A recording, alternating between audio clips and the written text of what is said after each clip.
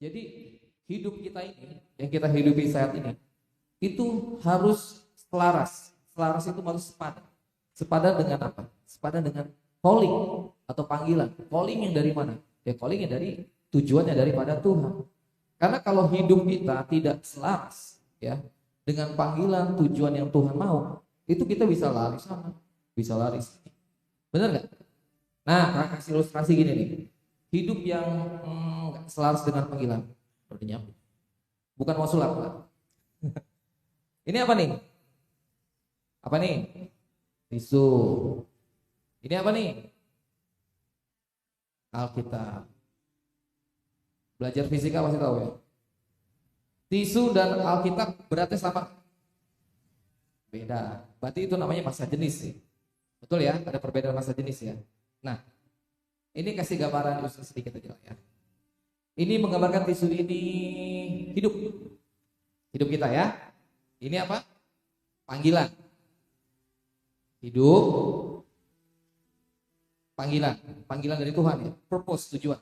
Nah, jadi kalau orang yang hidupnya tidak ngikutin tujuan panggilan dari Tuhan. Nih, bukan salah, bukan sih.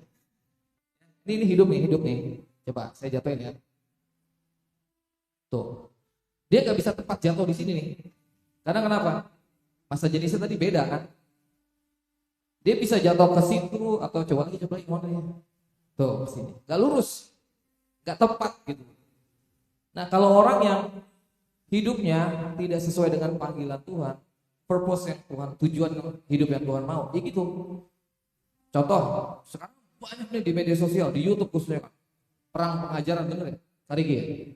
Kata si Anu begini, kata si itu begini. Lu mau ikut yang mana gitu? Ya. Kita harus ikut ini. Amin. Ini filternya firman Tuhan. Ini suara Tuhan yang nyata, yang dituliskan oleh firman Tuhan. Baca kita. Jadi kalau orang yang hidupnya tidak sesuai dengan purpose panggilan Tuhan, dia akan kanan kiri kemana aja, nggak jelas, nggak jelas. Nah tapi kalau orang yang hidupnya dituntun dalam purpose panggilan Tuhan, ini hidupnya masuk sini. Nah ini panggilan. Oke. Hidupnya masih kelihatan nggak? Hidupnya kelihatan nggak? Hidupnya Kariki kelihatan nggak? Emang sih masih hidup di sini. Maksudnya hidupnya kelihatan, tanda kutip nih. Hidupnya Kagum kelihatan enggak? Bukan Agung lagi, bukan. Yesus yang harusnya. Jadi hidup kita selaras dengan panggilan. Nah, kalau ini dijatuhkan, ini bukan gue kurang ajar enggak?